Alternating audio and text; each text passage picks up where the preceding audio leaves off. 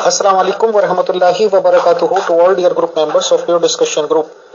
آج ہم محترم میسم علی صاحب کا پرخلوص استقبال کرتے ہیں پیور ڈسکشن گروپ میں، اور ان سے شیعہ عقائد کی کچھ جانکاری لیں گے اور کچھ ہلکے پھلکے سوالات. میسم صاحب، آپ کا وارملی ویلکم ہے ان پیور ڈسکشن گروپ. السلام علیکم ورحمۃ اللہ وبرکاتہ. محترم، آپ کا پورا نام میسم علی تامر جعفری ہے. تو جعفری تو میں نے سنا ہے کہ شاید جعفر صادق علیہ السلام سے کچھ منسوب. تو تھوڑا سا پہلے اپنا انٹروڈکشن کروا دیجیے سر شارٹلی، آپ کا عقیدہ، آپ کا فرقہ اور آپ کی ایج وغیرہ. شکریہ. بسم اللہ من الشیطان الرجیم، بسم اللہ الرحمن الرحیم.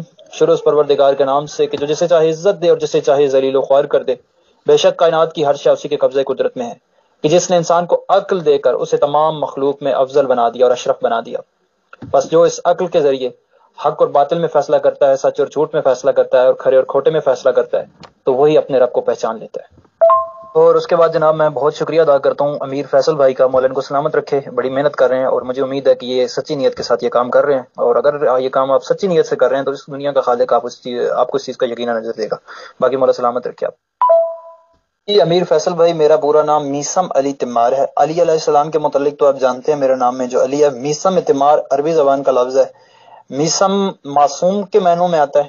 عربی زبان میں میسم معصوم کو کہتے ہیں. اور تمار یعنی ایک صحابی تھے مولا علی علیہ السلام کے جن کا نام میسم تھا.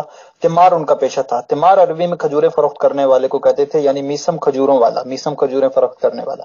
تو یہ میرا نام ہے. میں نے نام یہ اس لیے رکھا کیونکہ مولا علی علیہ السلام کے غلام تھے، ان کا نام تھا. اور جعفری جیسا کہ آپ نے کہا کہ شیعہ اپنے آپ کو جعفری کہلواتے ہیں، یعنی اسلام کے اندر بہت سے فرقے ہیں جن میں حنفی ہیں، جعفری ہیں، شافی ہیں. تو جیسے مختلف مذاہب میں سے آپ ریسرچ کر کے اسلام کو ڈھونڈتے ہیں، اسی طرح مختلف فرقوں میں سے آپ اس حقیقی فرقے کو ڈھونڈتے ہیں کہ جو اللہ کو پسند ہے اور اللہ کے نزدیک سب سے زیادہ محبوب ہے. اور امیر فیصل صاحب، دوسرا آپ نے میری ایج کے متعلق پوچھا. میری ایج اس ٹائم 20 ایئر ہے. 2001 کی میری پیدائش ہے. پاکستان راول پنڈی سے میں تعلق رکھتا ہوں اور پنڈی میں ہی میں پیدا ہوا. محترم میسم علی صاحب، ہم ڈائریکٹ سوال و جواب کا سلسلہ شروع کر دیتے ہیں. میری جانکاری میں یہ بات ہے کہ حضور محمد صلی اللہ علیہ وسلم نے کافی لوگوں سے پریشان ہو کر ہجرت کا ارادہ فرمایا کہ وہ مکہ شہر چھوڑ دیں گے، اور اس وقت کافی خطرات اور خدشات تھے ان کو. اور سنا یہ جاتا ہے کہ حضرت علی جی ان کے بستر پر لیٹ گئے تھے تاکہ دشمن کنفیوزڈ ہو جائیں اور یہ سوچیں کہ ہاں رسول محمد صلی اللہ علیہ وسلم گھر پر موجود ہیں. اور پھر جانکاری میں یہ آتا ہے کہ ابو بکر صاحب حضور محمد صلی اللہ علیہ وسلم کے ساتھ چل دیے. تو میرا بنیادی اور پہلا سوال اس ریگارڈنگ یہ ہے کہ یہ حضور محمد صلی اللہ علیہ وسلم نے کہا تھا ابو بکر صاحب کو وہ ساتھ چلیں، یا ابو بکر صاحب نے ہی پیشکش کی تھی ان کو ساتھ چلنے کی؟ پلیز بتائیں. شکریہ. اور آپ نے کافی سارے سوال امیر فیصل صاحب ایک ہی وائس میں پوچھ لیے ہیں. بہرحال میں بتا دوں کہ میرا فرقہ میں نے جیسے کہ پہلے بتایا شیعہ اثنا عشری سے میں بلونگ کرتا ہوں. یعنی آخری نبی محمد صلی اللہ علیہ وسلم نے کہا تھا کہ میرے بعد میری امت کے 12 خلفاء ہوں گے اور وہ سارے کے سارے قریش سے ہوں گے، اور ہمیں شیعہ اثنا عشری کہا جاتا ہے، یعنی 12 اماموں کے ماننے والے. ٹھیک ہے، اثنا عشری 12 اماموں کے ماننے والے شیعہ. اور اسلام کے اندر میں آپ کو ایک بات کلیئر کرتا چلوں کہ جس طرح اللہ تعالیٰ نے آپ کو عقل دیا اور اس عقل کے متعلق اللہ نے سوال کرنا ہے کہ کیا تو نے اس عقل کے ذریعے صرف کھانا پینا رہائش مطلب یہ سارا ہی کرتا رہا کہ مرنے کے بعد بھی کچھ سوچا، اس عقل کا استعمال بھی کیا، اس عقل کے ذریعے کیا تو نے میرے راستے کو جاننے کی کوشش کی؟ تو جس طرح آپ اس عقل کے ذریعے مختلف مذاہب میں سے ایک مذہب کا چناؤ کرتے ہیں اپنے عقل کے ذریعے، اپنی فطرت کے ذریعے، چیزوں کو پہچان کر کامن سینس کے ذریعے، اسی طرح جب آپ اسلام میں داخل ہوتے ہیں تو آپ کی ذمہ داری ختم نہیں ہوتی. جب آپ اسلام میں داخل ہوتے ہیں تو پھر آپ کی ذمہ داری اور بڑھ جاتی ہے کہ میں نے اب اس فرقے کو تلاش کرنا ہے، اسلام کے اس ٹکڑے کو تلاش کرنا ہے کہ جو ٹکڑا اللہ اور اس کے رسول کو پسند ہے، کہ جو اللہ اور اس کے رسول کے مطابق چل رہا ہے. تو ذمہ داری آپ کی کبھی ختم نہیں ہوگی. اگر آپ شیعہ پیدا ہو گیا، مسلمان پیدا ہو گیا، ہندو پیدا ہو گیا، کسی صورت بھی آپ کی ذمہ داری ختم نہیں ہوگی. اگر کوئی ایسے گھرانے میں پیدا ہو گیا، ایسے مذہب میں پیدا ہو گیا کہ جو اللہ کو پسند ہے، لیکن اللہ اس سے قیامت کے دن سوال کرے گا کہ اگر تو حق پر تھا تو کیا تو نے تحقیق کی کہ تو واقعا حق پر تھا؟ تو ہمیں اپنی عقل کے ذریعے اس کریٹر آف کائنات کا شکر ادا کرنا چاہیے اور اسے پہچاننے کی کوشش کرنی چاہیے اور یہ جاننے کی کوشش کرنی چاہیے کہ وہ ہم سے کیا چاہتا ہے.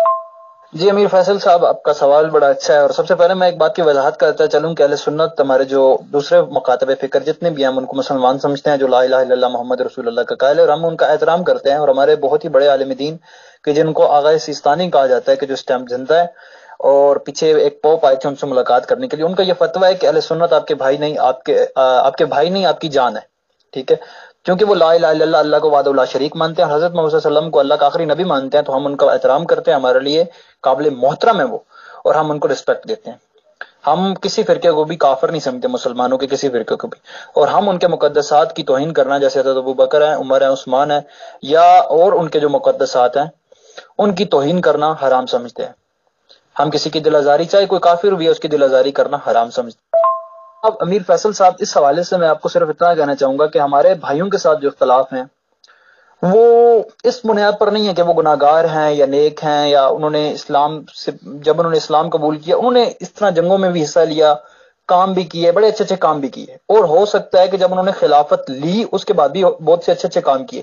لیکن ہمارا ان کے ساتھ اختلاف یہ ہے، ہمارے اہل سنت بھائیوں کے ساتھ جو شیعہ کرتے ہیں، کہ نبی کا جو خلیفہ ہوگا وہ نبی خود منتخب کرے گا، اسے لوگ منتخب نہیں کریں گے. جیسے نبی کو اللہ منتخب کرتا ہے نا، میسنجر آف اللہ، اللہ بھیجتا ہے. وہ نبی جب دنیا سے رخصت ہو رہا ہے تو اہل سنت برادران ہمارے یہ کہتے ہیں کہ خلیفہ لوگوں نے بنایا، اکثریت نے کہا کہ یہ خلیفہ ہوگا اس لیے وہ خلیفہ ہے. اور ہم کہتے ہیں نہیں، خلافت کا حق جس طرح نبوت کا حق اللہ کو ہے، اسی طرح خلافت کا حق بھی اللہ اور اس کے رسول کو ہے. اور نبی صلی اللہ علیہ وسلم مولا علیہ السلام کو خلیفہ بنا کر کے گئے اور کہا کہ من کنت مولا ہوں فاز علی مولا، جس کا میں مولا ہوں اس کے علی.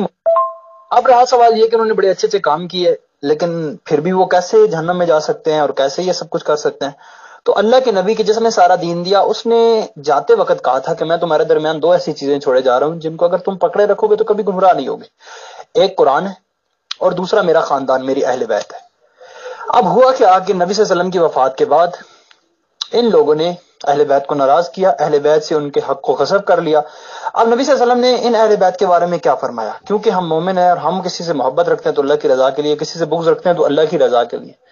ہم یہ کہتے ہیں کہ نبی کے خاندان کے بعد چونکہ اہل بیت کو ناراض کیا، ان کے حق کو غصب کیا گیا، ان کے دروازوں کو ان پر ظلم و ستم کیے گئے، اس بنیاد پر ہم یہ کہتے ہیں کہ نبی کی حدیث تھی کہ اگر کوئی بندہ نوح کی عمر کے برابر اللہ کی عبادت کرے، یعنی حضرت نوح علیہ السلام کی 950 سال عمر تھی، نوح کی عمر کے برابر اللہ تعالیٰ کی عبادت کرے، اتنے روزے رکھے کہ سوکھ کے لکڑی ہو جائے، 100 پیدل حج کرے، احد پہاڑ جتنا سونا اللہ تعالیٰ کی راہ میں خرچ کرے، خانہ کعبہ کے غلاف کو پکڑ کے رو رو کے گڑ گڑا کے مر جائے، مگر اس کے دل میں میری اہل بیت، میرے خاندان کی محبت نہیں، تو وہ جنت تو کیا، جنت کی خوشبو بھی نہیں سونگھ سکتا.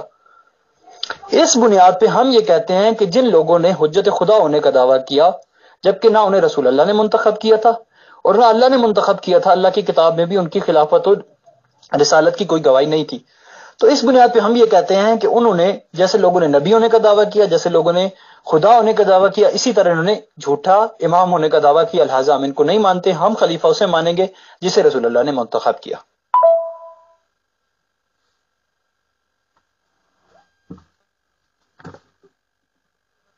محترم نسم صاحب، آپ نے کافی اچھی اور ڈیٹیل سے سٹوری سنا دی. آپ نے یہ بھی کہا کہ حق غصب کیا، آپ نے یہ بھی کہا کہ جی یہ کیا وہ کیا، بٹ اگر کسی نے دروازوں پہ جا کے آگ لگائی، حق چھین لیا یا سب کچھ کر لیا، تو پھر مطلب آپ ان کو غلط نہیں کہیں گے. تو آخر کس نے ایسا کیا؟ کس کو مانتے ہیں کہ آپ غلط کس نے کیا؟ اہل بیت کی بے حرمتی کس نے کی؟ انہیں ایک سائڈ کس نے کر دیا؟ کچھ تو بتائیں محترم. سر میں نے آپ کو بتایا نا کہ ان کے جو مقدسات ہیں حضرت ابوبکر، عمر، عثمان کے، جنہوں نے خلیفۃ الرسول ہونے کا دعویٰ کیا جبکہ رسول خدا صلی اللہ علیہ وسلم نے انہیں اپنا خلیفہ نہیں بنایا تھا. اب ہمارے اہل سنت برادران، ہم پاکستان میں رہتے ہیں اور ممالک میں رہتے ہیں، کہ اگر ہم ان کو گالیاں نہیں دے سکتے، ٹھیک ہے، ان سے بیزاری اختیار کرتے ہیں. گالیاں وغیرہ دینا مکتب جعفریہ میں اسلام کے اندر حرام ہے، جو یہ کرتا ہے اس کا اسلام کے ساتھ کوئی تعلق نہیں ہے. تو یہ جو تینوں تھے، ہم ان سے تبرہ کرتے ہیں. تبرہ مطلب بیزاری اختیار کرنا. ہم انہیں نہیں جانتے، ہم ان کو کچھ بھی نہیں مانتے، یہ ہمارے لیے کچھ بھی نہیں ہے، کیونکہ نہ انہیں رسول اللہ نے منتخب کیا اور نہ انہیں اللہ کی کتاب نے منتخب کیا.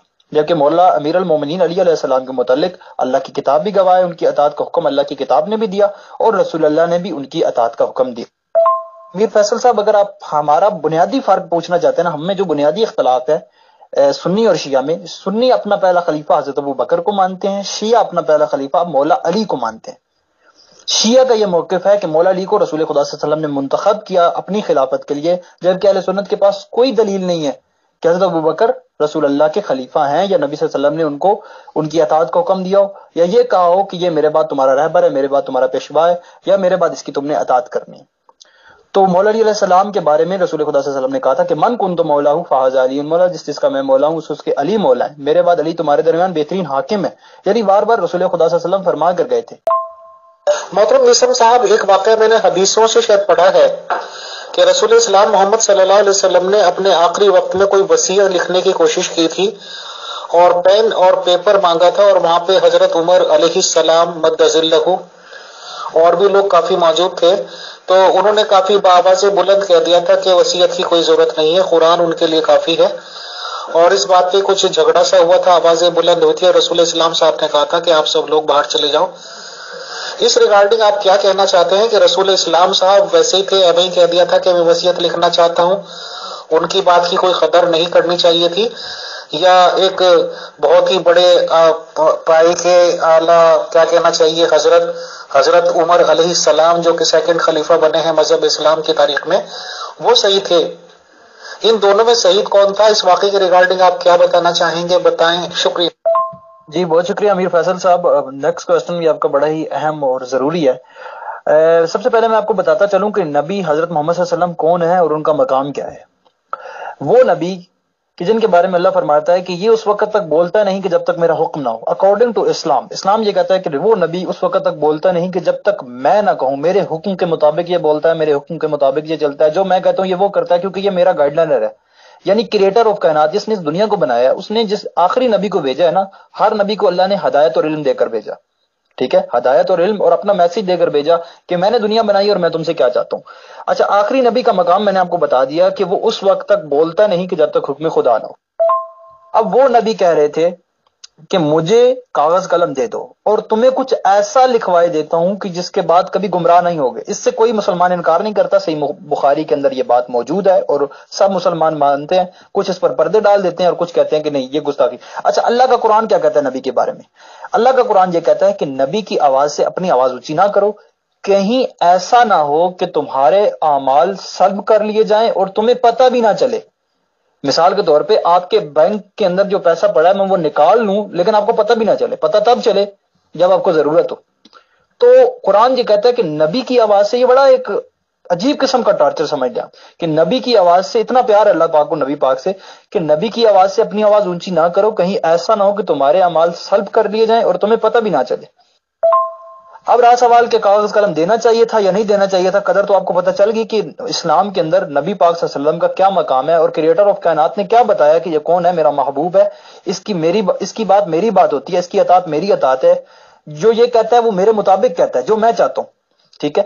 اب پتہ چل گیا آپ کو یہ کون ہے، اور وہ نبی کہہ رہا ہے کہ مجھے کاغذ قلم دو، میں تمہیں کچھ ایسا لکھوائے دیتا ہوں کہ جس کے بعد کبھی گمراہ نہیں ہوگے۔ مثال کے طور پہ فرقوں میں نہیں پڑھو گے، خلافت کا معاملہ ہو سکتا تھا، نبی پاک لکھوا لیتے کہ جی میرے بعد فلاں خلیفہ ہوگا، اور شاید یہی وجہ تھی کہ کاغذ قلم انہوں نے نہیں دیا۔ بہرحال یہ بات اپنے اندر ایک راز رہ گئی، لیکن جو کچھ بھی لکھوانا تھا نبی صلی اللہ علیہ وسلم نے، وہ کچھ ایسا لکھوانا تھا کہ جس کے بعد امت کبھی دو گروہوں میں نہ بٹتی، ٹھیک ہے، اور کبھی فرقوں میں نہ بٹتی۔ اور آج دیکھ لیں، آدھے مسلمان کہہ رہے ہیں کہ مولا علی پہلے خلیفہ، آدھے کہہ رہے ہیں ابو بکر خلیفہ ہے۔ جو نیا مسلمان کنورٹ ہوتا ہے وہ کنفیوز ہو جاتا ہے، لیکن میں یہ کہوں گا کہ جو لوگ کنورٹ ہوتے ہیں، مسلمان ہوتے ہیں، اور پھر وہ سوچتے ہیں ہم کون سا فرقہ جوائن کریں، تو ان کے لیے میں ایک میسج دیتا چلوں کہ آپ کی ذمہ داری کبھی بھی ختم نہیں ہو سکتی، کبھی بھی ختم نہیں ہو سکتی۔ آپ نے اپنی انا کو مارنا ہے، اپنی عقل کا استعمال کرنا ہے، تب آپ خالق کریٹر آف کائنات تک پہنچ سکتے ہیں۔ جو بات عقل کے خلاف ہے سمجھ لیں وہ اللہ کی نہیں ہے، اللہ نے آپ کو عقل دیا ہے، اس کے ذریعے آپ نے پہچانا ہے۔ قرآن میں 150 سے زائد آیات ہیں کہ جس میں کہا گیا عقل کے ذریعے اللہ کو پہچانو، غور کرو، تدبر کرو، فکر کرو۔ اور یہاں پر ایک بات میں واضح کرتا چلوں کہ نبی نے کہا تھا میری امت کے 73 فرقے ہوں گے، سارے جہنمی ہوں گے، ایک جنتی ہوگا۔ یہ بڑا اہم پوائنٹ ہے، ٹھیک ہے، کوئی مسلمان اس سے انکار نہیں کرتا کہ میری امت کے 73 فرقے ہوں گے۔ اب کیا ہوا کہ ایک بندہ مسلمان ہوا، اب اس کی ذمہ داری اگلی بڑھ گئی، ذمہ داری یہ ہوگی کہ اسلام کے اس نے کس حصے کو جوائن کرنا ہے، ٹھیک ہے نا۔ عقل آپ نے دوڑانی ہے ہر دور میں، اور اس فرقے کے اندر آ کر بھی آپ نے عقل کا استعمال کرنا ہے، حقیقت کو جاننے کی کوشش کرنی ہے، ہر چیز کو لاجک کی دلیل کی بنیاد پر ماننا ہے۔ تو رسول خدا صلی اللہ علیہ وسلم تمام مذاہب میں سے اکارڈنگ ٹو اسلام مذہب اسلام بخشا جائے گا، اور مذہب اسلام کے اندر سے 73 فرقے ہوں گے اور ان میں سے ایک جنتی ہوگا، باقی سارے جہنمی ہوں گے۔ اب اس کی مختلف روایات ہیں، ایک روایت میں یہ ملتا ہے کہ جو مولا علیہ السلام کی ولایت کا قائل ہوگا، جو مولا علیہ السلام کو خلیفت اور رسول مانتا ہوگا۔ اور یہاں پہ میں آپ کو ایک اور بات بتاتا چلوں، یہاں پہ آپ کو میں یہ بات بتاتا چلوں کہ شیعہ فرقہ کیا فرقہ ہے۔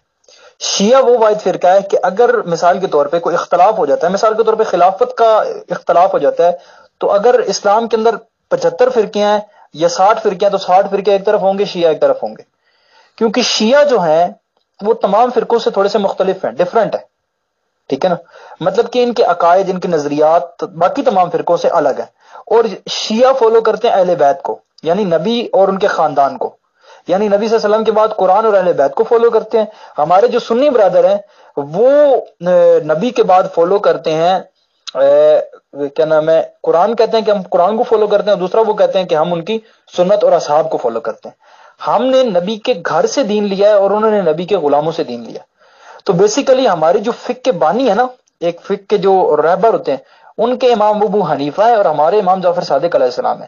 امام جعفر صادق علیہ السلام امام محمد باقر کے بیٹے ہیں، امام محمد باقر امام سید السجاد، امام سید الساجدین زین العابدین کے بیٹے ہیں، اور وہ امام حسین کے، اور امام حسین رسول اللہ کے نواسے ہیں. یعنی کہ ہمارا جو تسلسل دین ہے نا، جس طرح ہم نے دین لیا وہ رسول اللہ کے خاندان کے ایک تسلسل سے لیا ہے. مطلب کہ بڑا ایک بہترین شجرہ نسب ہے ہمارا دین حاصل کرنے کا فرقوں کے اندر سے. میں معذرت چاہوں گا امیر فیصل صاحب، مطلب آپ اتنے سارے میں نے وائس کر دی ہیں، سننے کے لیے سب کو پرابلم ہو رہی ہوگی، میں معذرت چاہوں گا، لیکن یہ بہت ایک وسیع ٹاپک ہے، تو اس پہ بندہ بولتا جائے تو مطلب بہت زیادہ بول سکتا ہے. تو میں اس کو وائنڈ اپ کرتا ہوں، معذرت چاہتا ہوں، بہت زیادہ ہی ٹائم لے لیا میں نے آپ کا. محترم مصعب علی صاحب، یہ بات تو صحیح ہے. اصل میں آپ ایک طرف تو غیر مسلموں کی دعائی دے رہے ہیں کہ انہیں مسلمانوں میں آ کر بھی دماغ کا یوز کرنا چاہیے. سر وہ تو دماغ یوز کر لیں گے، بٹ ہمیں جواب بھی تو چاہیے نا. چلیے میں تو غیر مسلم آپ کے سامنے ہی بیٹھا ہوا ہوں، اور میں اگر دماغ یوز کروں تو دماغ تو میرا یوز کرتے ہوئے کہہ رہا ہے کہ جب رسول اسلام صاحب کو خطرہ ہوا اور انہوں نے ہجرت کرنے کی سوچی، اور وہ بھی رات کے ٹائم میں سوچی، تو انہوں نے خلیفہ اعظم، خلیفہ وقت، خلیفہ فرسٹ حضرت ابو بکر علیہ السلام کو چنا، ان کو وہ ساتھ لے کر گئے. ٹھیک ہے سر، وہ رازدار ہو گئے، ان کے غار میں جا کے وہ رہے ہیں، رازدار دوست کے ساتھ رہے ہیں. اور آپ یہ بھی تو دیکھیے کہ اتنے سخت حالات میں جبکہ جان کو خطرہ تھا تو انہوں نے وہیں بیٹھے بیٹھے اپنے اسی خاص دوست سے، اپنے کمانڈو سے، اپنے باڈی گارڈ سے یہ بات بھی عہد پیمان لے لیا کہ ان کے بچی کو، جو کہ فاطمہ جی رضی اللہ عنہ تھی، علیہ السلام تو خیر یہ لوگ تھے خلیفہ لوگ، رضی اللہ عنہ کو جائیداد میں سے ایک نک کا پیسہ نہیں دینا ہے. رسول اسلام صاحب نے وہ فرمان بھی غار میں ہی جاری کر دیا، اور وہ بھی اپنے قریبی دوست کے سامنے، حضرت ابو بکر علیہ السلام کے سامنے، کہ ان کی بیٹی کو کچھ بھی نہیں دینا ہے جائیداد سے. تو میری نظر میں تو ایک غیر مسلم کی نظر میں ابو بکر صاحب کا رتبہ بڑا ہو گیا. سر سب سے پہلی بات تو یہ روایت دو طرح سے بیان ہوتی ہے، ٹھیک ہے نا، اس پر بھی متفق نہیں ہے کہ ایک تو یہ روایت ہوتی ہے کہ وہ خود گئے ساتھ، اور دوسرا یہ ہے کہ نبی ساتھ لے کر گئے.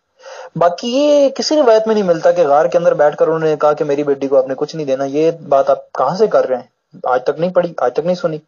مطلب یہ بات تو آپ کی عجیب سی بات آپ نے کر دی کہ غار کے اندر انہوں نے بتایا کہ باغ فدق دینا ہے یا نہیں دینا. یہ بات میں نے آپ کو پہلے کلیئر کر دی کہ ان کے اعمال چاہے جتنے بھی تھے، چاہے پہاڑوں کے صاحب ان کے اعمال تھے، ان کے اعمال ضائع ہو گئے. ایک تو یہ کہ نبی کی آواز سے انہوں نے آواز اونچی کی، جیسے میں نے آپ کو بتایا کہ قرآن نے کہا کہ نبی کی آواز سے آواز اونچی نہ کرو، کہیں ایسا نہ تمہارے اعمال ثبت کر لیے جائے تمہیں معلوم بھی نہ ہو. دوسرا یہ کہ انہوں نے نبی صلی اللہ علیہ وسلم کی اس بیٹی کو واپس خالی بھیجا کہ جو جنتی خواتین کی سردار ہے اکارڈنگ ٹو اسلام، اور نبی صلی اللہ علیہ وسلم کے جگر کا ٹکڑا ہے. اور نبی کہہ رہے ہیں کہ جس نے اسے ناراض کیا اس نے مجھے ناراض کیا. بخاری کے اندر لکھا ہے کہ بی بی فاطمہ الزہرا دربار سے ناراض واپس آئیں، ٹھیک ہے، اور ان سے مرتے دم تک گفتگو نہیں کی. اور بخاری کے اندر یہ بھی لکھا ہوا ہے کہ جس نے فاطمہ کو ناراض کیا اس نے مجھے ناراض کیا، اور جس نے مجھے ناراض کیا اس نے خدا کو ناراض کیا، اور جس نے خدا کو ناراض کیا وہ ہلاک ہو گیا. باقی ایک بات آپ نے کہی کہ علیہ السلام خلیفہ لوگ ہیں، تو ایسی بات نہیں ہے. سنی بھی متفق ہیں کہ وہ علیہ السلام نہیں ہے، یعنی ابو بکر علیہ السلام نہیں ہے، وہ رضی اللہ ہے، اور بی بی فاطمہ الزہرا علیہ السلام ہے. اور بی بی فاطمہ الزہرا اکارڈنگ ٹو اسلام جنتی خواتین کی سردار ہے، یعنی تمام دنیا کی بھی تمام خواتین کی سردار ہے، اور جنتی خواتین کی بھی سردار ہے اکارڈنگ ٹو اسلام. اور وہ جنتی خواتین کی سردار اور نبی کا ٹکڑا ہے اکارڈنگ ٹو اسلام، نبی کا ٹکڑا ہے. اور وہ نبی کا ٹکڑا دربار میں گیا اور کچھ مانگا اور اسے نہیں دیا گیا، اور وہ خالی واپس آئی، ناراض واپس آئی، ٹھیک ہے. ان پر دروازہ گرایا گیا. یہ تو آگے کے ٹاپکس ہیں. وہ ناراض واپس آئی اور مردے تم تک ان سے بات تک نہیں کی، ان سے ناراض دنیا سے گئیں. اور ان کی ناراضگی کا مطلب کیا ہے؟ نبی صلی اللہ علیہ وسلم کی حدیث ہے کہ جس نے فاطمہ کو ناراض کیا اس نے مجھے ناراض کیا، جس نے مجھے ناراض کیا اس نے خدا کو ناراض کیا، اور جس نے خدا کو ناراض کیا وہ ہلاک ہو گیا. تو اکارڈنگ ٹو رسول اللہ کی حدیث وہ تو ہلاک ہو گئے. محترم مصعب علی صاحب، یہ تو بات خاتون جنت صاحبہ کو فرسٹ خلیفہ جی نے اسی وقت پہ تو بتائی تھی جب وہ دربار میں گئی تھی جاگیر فدق کا مطالبہ کرنے کے رسول اللہ صلی اللہ علیہ وسلم نے ہی ان سے کہہ دیا ہے کہ رسول کی بیٹی کو یا رسول کے بچوں کا کوئی ترکہ نہیں دیا جائے گا. اور پھر بعد میں نے سوال و جواب کیے تھے کچھ عالم لوگوں سے تو انہوں نے بتایا تھا پتہ نہیں یہ روایتیں ہوں گی یا کیا ہوگی کہ یہ خاص راز کی باتیں اسی غار میں ہو گئی تھی محترم. تو چلیے بہرحال کہیں اور ہوئیں گی. تو ابو بکر صاحب نے بتایا تو یہی تھا کہ رسول صاحب نے انہیں بتایا. تو آپ کیا مانتے ہیں کہ رسول صاحب نے بتایا ہوگا ابو بکر جی کو یا ابو بکر جی نے جھوٹ بولا سر؟ جی ابھی میں آپ کی بات سمجھوں کہ انبیاء کا کوئی وارث نہیں ہوتا، یعنی نبی کی یہ حدیث ہے کہ انبیاء کا کوئی وارث نہیں ہوتا. تو اس پر بی بی فاطمہ الزہرا نے جواب دیا تھا، 36 سے زائد آیات قرآن کی پڑھی، اس کو قرآن سے ثابت کیا کہ انبیاء کا وارث ہوتا ہے. اس نے کہا تھا کہ جتنے بھی انبیاء ہیں نا، میسنجر آف گاڈ آئے، ان کی کوئی وراثت نہیں ہوتی، ان کی اولاد کو کوئی ترکہ نہیں دیا جاتا، اس لیے میں آپ کو بھی نہیں دوں گا. تو اس وقت بی بی فاطمہ الزہرا نے اسے جواب دیا کہ کیا تو یہ کہتا ہے کہ میرے باپ نے قرآن کے خلاف کوئی حدیث بتائی ہے، جبکہ قرآن کے اندر تو یہ موجود ہے کہ ہم نے فلاں نبی کو فلاں کا وارث بنایا، فلاں نبی کو فلاں کا وارث بنایا. میں کوشش کروں گا وہ یہاں پہ سینڈ کر دوں جو بی بی فاطمہ الزہرا نے اس کے مقابلے میں اسے رپلائی دیا. اور پھر میں نے آپ کو بتایا نا کہ بی بی فاطمہ الزہرا کی ناراضگی کوئی عام ناراضگی نہیں ہے، یعنی مرتے دم تک ان کو ان کے جنازے کی بھی اطلاع نہیں دی، مطلب ان کو اپنے جنازے میں بھی شریک نہیں کیا. اور رات کو ہی مولوی صاحب کو کہا کہ میرا جنازہ پڑھیں اور مجھے دفنائیں اور یہ لوگ میرے جنازے میں بھی شامل نہ ہوں. یعنی ٹوٹلی ناراض تھی. اور ان کی ناراضگی میں آپ کو بتا رہا ہوں کہ وہ کوئی عام خاتون نہیں تھی اسلام کے اندر، جنتی خواتین کی سردار ہیں. اور ان کی ناراضگی رسول اللہ کی ناراضگی، اور رسول اللہ کی ناراضگی خدا کی ناراضگی، اور خدا کی ناراضگی ہلاکت کا باعث. تو آپ کی بات سے میں یہ مطلب بالکل اپنے آپ کو کنفرم کر لوں کہ اس ریگارڈنگ جو بھی کچھ بولا خلیفہ صاحب نے غلط بولا تھا سر. رسول اسلام صاحب کو رسول اسلام صاحب نے انہیں کچھ نہیں کہا تھا. اور آپ نے بتایا کہ خاتون جنت صاحبہ نے بھی یہ کنفرم کیا تھا کہ وہ کیسے کہہ سکتے ہیں اور یہ ہے اور وہ ہے. تو میں اپنا عقیدہ یہ بنا سکتا ہوں آپ کی بات چیت کے بعد کہ خلیفہ جی ابو بکر جی نے غلط بولا تھا، جھوٹ بولا تھا، کذب سے کام لیا تھا. کیا میں انہیں کاذب کہہ سکتا ہوں سر؟ جی امیر فیصل بھائی، یہ بی بی فاطمہ الزہرا نے اس پر جو رپلائی دیا نا، میں آپ کی بات سمجھا کہ اس نے کہا تھا کہ انبیاء کا کوئی وارث نہیں ہوتا، اس لیے میں آپ کو کوئی وراثت نہیں دوں گا. تو اس پر جو بی بی فاطمہ الزہرا نے اس کو رپلائی دیا قرآن کے مطابق، کیونکہ ہم کہتے ہیں کہ نبی نے قرآن کے خلاف کوئی ایک لفظ بھی نہیں کہا، جو قرآن تھا وہی نبی کا قول و فعل تھا، وہ اسی طرح چلے. تو یہ قرآن بی بی فاطمہ الزہرا نے جو جواب دیا، اس کو آپ کائنڈلی لازمی پڑھیے گا. محترم یوسف علی صاحب میں نے یہ پڑھ رکھا ہے، اسی لیے تو میں کہہ رہا ہوں کہ بھائی کون غلط تھا اس میں. مطلب فرسٹ خلیفہ جی نے جو بولا وہ غلط بولا ہے، جھوٹ بولا ہے. آخر آپ کا عقیدہ کیا ہے؟ جناب والا، سچے کے مقابلے میں آنے والا کون ہوتا ہے؟ جھوٹا ہوتا ہے نا. انہوں نے بی بی فاطمہ الزہرا کو ناراض کیا، ان کا مقابلہ کیا. قرآن ان کو سچا کہتا ہے. جب عیسائیوں کو نبی پاک صلی اللہ علیہ وسلم نے ہر لحاظ سے کنوینس کرنے کی کوشش کی، علمی حوالے سے بہت اعلیٰ درجے پر تھے، لیکن وہ لاجواب ہو گئے اور وہ کوئی بات نہیں ماننا چاہ رہے تھے. تو اور نبی صلی اللہ علیہ وسلم کو اللہ تعالیٰ نے قرآن کے اندر کہا کہ اے محمد، اگر حق آ جانے کے بعد بھی اگر یہ عیسیٰ کے متعلق تم سے جھگڑتے ہیں تو کہو ان سے، لاؤ اپنے بیٹوں کو، لاتے ہیں ہم اپنے بیٹوں کو، لاؤ اپنے نفسوں کو، لاتے ہیں ہم اپنے نفسوں کو، لاؤ اپنی عورتوں کو، لاتے ہیں ہم اپنی عورتوں کو. اور پھر لعنت کرتے ہیں، جو جھوٹا ہوگا اس پر اللہ کی لعنت ہوگی اور وہ ہلاک ہوگا. تو اس وقت نبی صلی اللہ علیہ وسلم کی بہت زیادہ امت تھی، لیکن جھوٹوں پر لعنت کرنے کے لیے 5 لوگ گئے. ایک نبی پاک خود، ایک ان کی بیٹی فاطمہ، ایک علی، ایک حسن اور ایک حسین. حسن اور حسین اکارڈنگ ٹو اسلام جنتی جوانوں کے سردار ہیں. اب یہ وہ 5 لوگ تھے جنہوں نے زندگی میں کبھی جھوٹ نہیں بولا، تھوڑا سا بھی جھوٹ نہیں بولا، اور بالکل ہر خطا سے پاک تھے. تاریخ کے اندر کہیں سے ثابت نہیں ہوتا کہ انہوں نے کسی بت کے آگے سجدہ کی ہو، کوئی غلط کام کیا ہو، کسی تاریخی کتاب سے کوئی ثابت. یہ وہ 5 لوگ تھے جنہیں قرآن نے سچا کہا تھا اور جو جھوٹوں کے مقابلے میں لعنت کرنے کے لیے گئے تھے. اور جب یہ گئے اور عیسائیوں نے ان کو دیکھا، پادریوں نے ان کو دیکھا، اور انہوں نے کہا کہ ہم نے آپ کے ساتھ مباہلہ نہیں کرنا، اور یہ کینسل ہو گیا. اور انہوں نے کہا کہ آپ کو ہم جزیہ دیتے ہیں، آپ جو کہتے ہیں ہم آپ کو عطا کرتے ہیں، بس ہم نے مباہلہ نہیں کرنا. اگر آپ لوگوں نے لعنت کر دی، اور یہ جو ہم دیکھ رہے ہیں جن شخصیات کو، کیونکہ یہ اللہ کی طرف سے لوگ تھے، خاص لوگ تھے، تو ان کے ایک خاص تاثر جاتا تھا لوگوں کے اوپر، ایک باروب شخصیات تھی. تو جب انہوں نے دیکھا تو انہوں نے کہا کہ ہم ان کے ساتھ مباہلہ نہیں کریں گے، انہوں نے کینسل کرا. یعنی بات کرنے کا مقصد یہ تھا کہ یہ سچے لوگ تھے جنہیں قرآن نے سر عقیدہ ہمارا صاف ہے. نبی نے کہا فاطمہ مجھ سے اور میں فاطمہ سے ہوں، اس کا خون میرا خون ہے، اس کا گوشت میرا گوشت ہے، ٹھیک ہے، جو اسے ستائے گا وہ مجھے ستائے گا، ٹھیک ہے. یعنی ہر کیٹیگری میں کہا کہ یہ مجھ سے ہے، میں ان سے ہوں، ٹھیک ہے. تو یہاں پہ بات ختم ہو جاتی ہے. یعنی یہ میرا ٹکڑا ہے، اگر میں سچا ہوں تو یہ صداقت کا ٹکڑا ہے. مسلمان نبی کی نولین کی اتنی عزت کرتے ہیں کہ اپنے امامے پر اس کا ٹکڑا لگاتے ہیں، لیکن وہی نبی کی بیٹی کہ جب نبی پاک کے پاس وہ آتی تو نبی کھڑے ہو جاتے تھے، وہ نبی کی بیٹی دربار میں کھڑی رہی اور ان سے اپنا حق طلب کرتی رہی، اور نبی کی بیٹی حق پر تھی کیونکہ وہ نبی کا ٹکڑا ہے. نبی نے کہا یہ مجھ سے، میں ان سے جنتی خواتین کی سردار ہیں، ان سے تو کوئی غلطی کی گنجائش ہو ہی نہیں سکتی، وہ معصوم ہے اکارڈنگ ٹو سورت احزاب آیت نمبر 33 کے. ٹھیک ہے، تو ان کے مقابلے میں آنے والا جھوٹ ہے، کیونکہ قرآن کہہ رہا ہے کہ ان کے مقابلے میں آنے والا جھوٹ ہے اور جھوٹوں پر اللہ کی لعنت ہے. سمپل بات ہے کہ بی بی فاطمہ الزہرا کے مقابلے میں جو بھی آیا وہ جھوٹا ہے، وہ کذاب ہے. اسی طرح مولا علی علیہ السلام کے حوالے سے ملتا ہے، کیونکہ انہوں نے خلافت کا بھی معاملہ بنا رہا نا، اس پر بھی کافی جھگڑا رہا. علی حق کے ساتھ ہے، حق علی کے ساتھ ہے. ٹھیک ہے، تو جو علی کے مقابلے میں آیا وہ بھی باطل ہے، وہ بھی جھوٹا، اور جھوٹوں پر قرآن کہتا ہے لعنت ہے اللہ کی. بہت سے لوگ مجھے میسج کر رہے ہیں پرسنل میں کہ کیا نام ہے آپ اپنی ایج کم بتا رہے ہیں. ان کو میں بتاتا چلوں کہ مجھے کچھ ضرور شوق نہیں ہے کہ میں کوئی کم بتاؤں یا زیادہ بتاؤں. میری جتنی ایج تھی میں نے آپ سب کو بتایا.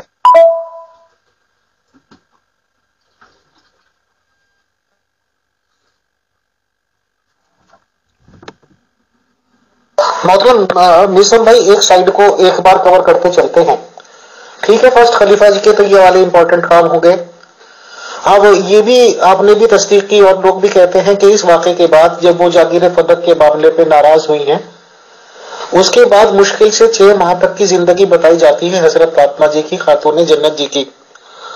اب یہ جو کہنا ہے کہ سیکنڈ خلیفہ کی گائیڈنس میں یا سیکنڈ خلیفہ کی قیادت میں کچھ لوگ گئے ہیں ان کے گھر اور ان کے گھر کے دروازے کو آگ لگایا ہے، میری جانکاری میں تو یہ بات ہے کہ یہ سیکنڈ خلیفہ صاحب کی بہادری تھی، تو ظاہر سی بات ہے ان 6 مہینے کے اندر اندر ہی ہوئی ہوگی. تو اس ریگارڈنگ فرقہ جعفریہ یعنی کہ آپ لوگوں کا کیا عقیدہ ہے، بتائیں. شکریہ. ہم نے تو اتنا بتا دیا آپ کو کہ جو بندہ بغض رکھتا ہے نا، صرف اٹیک کرنا تو آگے کی بات ہے، بغض اہل بیت رکھتا ہے اکارڈنگ ٹو اسلام، سنی شیعہ کتابیں بھری پڑی ہیں، کوئی بندہ اس سے انکار نہیں کرتا. میں اپنے نہیں نظریہ آپ کو یہاں پہ بتا رہا، میں اوور اسلام کا نظریہ آپ کو بتا رہا ہوں، جو سنی شیعہ کتابیں قرآن بھرا پڑا ہے ان چیزوں سے، کہ اہل بیت کے معاملے میں نبی پاک جب دنیا سے رخصت ہونے لگے تو یہ کہا کہ میں تمہیں اہل بیت کے معاملے میں ڈراتا ہوں، میں تمہیں اپنے اہل بیت کے معاملے میں تمہیں ڈراتا ہوں، میں اپنے اہل بیت کے معاملے میں تمہیں ڈراتا ہوں. میرے اہل بیت کی محبت گناہوں کو اس طرح کھا جاتی ہے جس طرح آگ لکڑی کو کھا جاتی ہے، اور میرے اہل بیت کا بغض نیکیوں کو ضائع کر دیتا ہے، ختم کر دیتا ہے، چاہے وہ نوح کی عمر کے برابر آپ کی عبادت ہو، جو میں نے آپ کو پہلے بتایا، اتنے روزے رکھے سوکھ کے لکڑی ہو جائے، 100 پیدل حج کرے، مطلب اتنی زیادہ عبادات کرے، مگر اس کے دل میں میرے اہل بیت کا بغض ہے، صرف بغض. سمجھتے آپ، بغض ہے صرف. اب جو اٹیک کی بات، سنی شیعہ کتابیں یہ بھری پڑی ہیں اس بات کی وجہ سے. بعض سنی کتب میں یہ ملتا ہے کہ حضرت عمر نے دھمکی دی، اور بعض میں یہ ملتا ہے کہ انہوں نے در فاطمہ الزہرا کو آگ لگائی. اور سنی شیعہ کتابیں اور علماء اس پر ڈیبیٹ نہیں کر سکتے ہیں ہمارے علماء سے، کیونکہ ان کی کتابیں اس چیز سے بھری پڑی ہیں، اہل سنت کی بھی اہل تشیع کی بھی، کہ نبی کی بیٹی کہ جب وہ آتی تھی تو نبی کھڑے ہو جاتے تھے، اس نبی کی بیٹی کے در کو آگ لگائے گی، اور اس در کو آگ لگائے گی کہ جس پر نبی پاک صلی اللہ علیہ وسلم آ کر آیت تطہیر پڑھتے تھے، انما یرید اللہ لیذھب عنکم الرجس اہل البیت ویطہرکم تطہیرا. کیا پیغمبر کی اہل بیت، اللہ چاہتا ہے کہ تم سے ناپاکی کا میل کچیل دور کر دے اور تمہیں پاک و صاف کر دے. اور پھر دیکھ لیں اس اہل بیت، یہ تو بی بی فاطمہ دیکھیں، اہل بیت کے ساتھ ہر دور میں کربلا ہوئی ہے. بی بی فاطمہ الزہرا کو 18 سال کی عمر میں شہید کر دیا گیا، اور کس طرح شہید کیا گیا؟ وہ جلتا ہوا دروازہ ان پر گرا، اور وہ دروازہ جب گرا تو اس کی وجہ سے ان کے پیٹ میں ایک بچہ تھا جس کا نام محسن تھا، ان کا پہلو شکستہ ہوا، اور وہ چند ماہ تو زندہ رہی، اس کے بعد اس حادثے کے بعد یا چند دن زندہ رہی، اور اس کے بعد وہ شہید ہو گئی، یعنی زخموں کی تاب نہ لگی. اسی طرح نبی صلی اللہ علیہ وسلم نے جتنا کہا تھا کہ میری اہل بیت کے معاملے میں میں تمہیں ڈراتا ہوں، میں اپنی اہل بیت کے معاملے میں تمہیں ڈراتا ہوں، اتنا ہی ان کی اہل بیت کے ساتھ ظلم و ستم ہوئے اور منافقین نے کیے. یہ تو بی بی فاطمہ الزہرا ہوگی. پھر امام حسن کو زہر دے دی گئی، امام مولا علی علیہ السلام کو نماز کی حالت میں شہید کر دیا گیا، ضرب ماری اور ان کے سر کو مطلب کہ زخمی کر دیا. ٹھیک ہے، امام حسن کو زہر دی گئی. امام حسین کا واقعہ تو پوری دنیا جانتی ہے. آج ہمارے ایک امام ہے امام موسیٰ کاظم علیہ السلام، جو رسول اللہ کے چھٹے نواسے ہیں اور مسلمانوں کے 7ویں خلیفہ ہیں. رسول اللہ صلی اللہ علیہ وسلم نے فرمایا تھا میری بعد میری امت کے 12 خلفاء ہوں گے اور وہ سارے کے سارے قریش میں سے ہوں گے. آج ان کی شہادت کا دن ہے، اور ان کو اس قید خانے میں رکھا گیا جس میں چاروں طرف سے نوکیں تھیں، جس میں وہ رکوع کی حالت میں، رکوع کہتے ہیں جھکنے کی حالت میں، وہ 14 سال اس قید خانے میں قید رہے ہیں، اور آج بھی وہ قید خانہ موجود ہے. یعنی نبی کے خاندان کے ساتھ بہت بڑی زیادتی ہوئی ہیں، جن میں سب سے بڑی زیادتی واقعہ کربلا آپ کے سامنے ہے. کتنی بڑی قربانی مولا حسین نے کیوں دی؟ آخر کوئی ہے کہ جو یہ دنیا، جس نے یہ دنیا بنائی ہے اور جس کے لیے مولا حسین علیہ السلام نے اتنی بڑی قربانی دی ہے. میں اپنے غیر مسلم دوستوں کو یہ ایک لمحہ فکریہ دیتا جاؤں کہ واقعہ کربلا اسی زمین پر ہوا ہے، کوئی عرش کی بات نہیں کر رہے، کوئی معراج کی بات نہیں کر رہے. ایک ایسا شخص کہ جس نے اپنے 6 ماہ کے بچے کو کربلا کے میدان میں شہید کروا دیا، وہ مطمئن ہے، وہ خاموش ہے. ٹھیک ہے، اس نے اپنا ایک بھائی ہے جسے پانی لینے کے لیے وہ جا رہا ہے، لیکن اسے تلوار نہیں دی کہ تو نے اس کے ساتھ جنگ نہیں کرنی کیونکہ تو پانی لینے جا رہا ہے۔ کوئی یہ نہ کہہ دے کہ حسین کی جنگ پانی پر تھی، یعنی قربانیاں ہوئی ہیں اور بہت سخت قربانیاں ہوئی ہیں۔ ایک باپ اپنے بیٹے سے اس بات پہ ذرا غور کیجیے گا، میں اگلے وائس میں یہ بات کرنے، فیصل بھائی آپ کی ان باتوں سے اس کا کوئی لنک نہیں ہے لیکن میں معذرت چاہوں گا کہ ایک باپ اپنے بیٹے کی لاش پر آتا ہے اور اس کے سینے میں ایک تیر، ایک برچھی لگی ہوئی ہے، اور وہ جب نکالتا ہے تو وہ اس کے ساتھ اس کا دل بھی باہر آ جاتا ہے۔ اب لگائیں آپ اندازہ، اور 3 دن کی پیاس ہے، اور یہ نہیں کہ وہ ظلم کر رہے ہیں، وہ کہہ رہے ہیں تم میری بیعت کر لو، مجھے بادشاہ مان لو، میں تمہیں سب کچھ دوں گا، آرام، چین، پانی، جو چاہتے ہو دوں گا۔ لیکن امام حسین کیا کہتے ہیں؟ مجھ جیسا حجت خدا تجھ جیسی کی بیعت نہیں کرے گا۔ یہ کتنی بڑی قربانی کس کے لیے دی؟ اگر دنیا نے ختم نہ ہونا ہوتا، یہی زندگی ہوتی، تو وہ ایکسپٹ کر لیتے، مال دولت سب کچھ ملنا تھا، فقط یہ کہ انہوں نے بیعت کرنی تھی۔ انہوں نے بیعت کیوں نہیں کی؟ اس کریٹر آف کائنات کی خاطر۔ اور آخری وقت میں سجدے میں کیا کہہ رہے ہیں؟ شکوہ نہیں کر رہے رب سے، کہہ رہے ہیں اے میرے رب کیا تو راضی ہے، میرے رب کیا تو راضی ہے، میرے رب کیا تو راضی ہے۔ سجدہ حسین، امام حسین علیہ السلام کا سجدہ، سجدہ امام حسین علیہ السلام آپ سب کے لیے بہت بڑی نشانی ہے دنیا کے اندر، کہ اتنی بڑی ایک مین سٹریم کی قربانی 1400 سال پہلے، تو کیا جب سے دنیا بنی اتنی بڑی قربانی کسی نے بھی نہیں دی۔ حضرت ابراہیم علیہ السلام نے اپنی آنکھوں پر پٹی باندھ کے اسماعیل علیہ السلام کو ذبح کیا۔ ٹھیک ہے، معذرت چاہتا ہوں فیصل بھائی میں۔ اب کیا ہوا کہ اتنی بڑی قربانی نہ تاریخ میں کسی نے دی ہے اور نہ کوئی دے گا، اور یہ آپ سب کے لیے بہت بڑی نشانی ہے کہ اسلام کے اندر یہ ایک اسلام کو حق پر ثابت کرنے کے لیے بہت بڑی قربانی ہے۔ اتنی قربانی آپ کے پیشواؤں میں سے کسی نے بھی نہیں دی۔ ہمارا مسلم بھائی فرسٹ خلیفہ جی نے انکار کیا کہ جاگیر فدق میں سے کچھ نہیں ملنا ہے، 1 فٹ بھی نہیں دیا۔ سیکنڈ خلیفہ جی نے آپ کے عقائد کے انوسار ان کے دروازے کو آگ جلا دی، جو کہ ان کی موت کا کارن بنی سر۔ تھرڈ خلیفہ جی کے بارے میں مجھے یہ جانکاری ہے کہ اس جاگیر فدق کو انہوں نے اپنے داماد کو دے دیا۔ آپ اس کو کنفرم کرتے ہیں یا ڈینائی؟ اور آپ سے اپیل ہے کہ میرے سوالوں کے پلیز آپ چھوٹے چھوٹے جواب دیتے رہیے گا۔ مجھے بھی معلومات ہے، میں بھی آپ لوگوں کے ساتھ ہی رہتا ہوں، مسلمانوں کے ساتھ رہتا ہوں۔ تو آپ مجھے تو کہہ رہے تھے میں آگے جا رہا ہوں اور آپ خود کربلا تک چلے گئے۔ ہم چاہے نشستیں بعد میں بھی کر لیں گے، پلیز آہستہ آہستہ صرف سوال جواب کر دیں گے تو زیادہ اچھا رہے گا۔ سر زندگی کا پتہ کوئی نہیں ہے، بہرحال معذرت چاہتا ہوں، میں اگین معذرت چاہتا ہوں سر۔ سب سے پہلی بات تو میں یہ کر دوں، انہوں نے داماد کو باغ فدق جاگیر فدق تو الگ میٹر ہے نا، انہوں نے حجت خدا ہونے کا دعویٰ کیا، اللہ کا میسنجر، اللہ کے میسنجر کا مانیٹر ہونے کا دعویٰ کیا، ٹھیک ہے۔ جبکہ نبی صلی اللہ علیہ وسلم کے بعد ہم جو امامت اور خلافت مانتے ہیں نا، وہ بھی اسی طرح مانتے ہیں جس طرح نبوت ہے، بس نبی نئی شریعت لاتے ہیں، یہ شریعت نہیں لاتے، ٹھیک ہے۔ تو انہوں نے نبی کا وسیع اور خلیفہ ہونے کا دعویٰ کیا، جبکہ وہ نہ رسول کی طرف سے منتخب تھے اور نہ اللہ کی طرف سے منتخب تھے۔ ہم یہ کہتے ہیں کہ حکم وہ چلے گا کہ جو اللہ نے دیا ہے۔ اگر اللہ نے کسی کو نبی بنا کے بھیجا ہے تو ہم اس نبی کے مطابق چلیں گے، اور اس نبی نے جسے ہمارا خلیفہ بنایا ہے ہم اسے خلیفہ مانیں گے، کسی اور کو نہیں مانیں گے۔ اور جو لوگ خلیفہ ہونے کا دعویٰ کرتے ہیں جبکہ نہ نبی نے منتخب کیا اور نہ اس کی کتاب نے منتخب کیا، تو پھر ہمارے لیے وہ کچھ بھی نہیں ہے۔ ہم یہ کہتے ہیں کہ ہر وہ حکم ہم پر چلے گا کہ جو کریٹر آف کائنات چاہتا ہے، ٹھیک ہے، کریٹر آف کائنات جو ہم سے چاہتا ہے ہم اس کو مانیں گے، اس کو نہیں مانیں گے جسے لوگوں نے اکثریت نے مان لیا۔ تو امید ہے کہ آپ کو پوائنٹ کلیئر ہوگا کہ ہم انہیں کچھ بھی نہیں مانتے، انہیں خلیفہ نہیں مانتے، اس لیے کہ اللہ اور اس کے رسول نے منتخب نہیں کیا، اور مولا علیہ السلام کو اللہ اور اس کے رسول نے منتخب کیا۔ تو سب سے پہلا جرم ان کا یہ بنتا ہے کہ انہوں نے حجت خدا ہونے کا دعویٰ کیا، خلیفۃ الرسول ہونے کا دعویٰ کیا۔ مسلم علی صاحب، اگر ہم آپ کی بات کو مان لیں کہ تھرڈ خلیفہ جی نے خدا کی طرف سے اپنے آپ کو بتایا حجت، یا جو بھی ورڈز آپ نے کہے ہیں، تو کیا انہوں نے ایسا بھی کچھ کہا کہ فرسٹ اور سیکنڈ یہ والے خدا کی طرف سے نہیں تھے اور وہی ہیں؟ کیا انہوں نے ان کے ریگارڈنگ کوئی کمنٹ کیا ہے فرسٹ اور سیکنڈ والوں کے ریگارڈنگ؟ بتائیں، شکریہ۔ جی امیر فیصل صاحب، یہ تو ایک جرم اپنی جگہ پہ تھا نا، کہ نبی کی بیٹی کے ساتھ انہوں نے ظلم و ستم کیے، ایک انسانی معاملہ آ گیا نا کہ ایک دوسرے کے ساتھ انہوں نے جو مسائل کیے، نبی کے اس بیٹی کے ساتھ ظلم کیے، میں نے آپ کو جواب دیا۔ دوسرا ان کا جو سب سے بڑا میں نے آپ کو جرم بتایا وہ یہ تھا کہ انہوں نے اللہ کے دین میں دخل اندازی کی، یعنی اللہ کی طرف سے، رسول کی طرف سے منتخب نہیں تھے، لیکن انہوں نے یہ دعویٰ کیا کہ ہم خلیفۃ الرسول ہیں، جبکہ سنی مانتے ہیں کہ نبی نے بھی نہیں بتایا اور اللہ نے بھی نہیں بتایا کہ یہ میرے بعد تم مسلمانوں کے یہ خلیفہ ہوں گے، جبکہ مولا علیہ السلام کے لیے بتا۔ تو محترم مسلم علی صاحب، ان تینوں کے بعد جو خلیفہ بنے ہیں علی صاحب، وہ کس طرح بنے ہیں؟ کیا انہوں نے بھی یہی کہا کہ مجھے اللہ نے بنا دیا ہے، یا کسی پبلک وغیرہ نے ان کو چنا، یا ان کا چناؤ تیسرے والے کر گئے؟ کیونکہ میری جانکاری میں یہ ہے کہ فرسٹ والوں نے سیکنڈ کو بنا دیا اور سیکنڈ والے شاید تھرڈ کو بنا کر گئے ہوں. کس طرح سے بنے ہیں یہ؟ مطلب کیا ایک نے دوسرے کو بنایا ہے یا کیا سسٹم ہوا؟ بتائیں. شکریہ.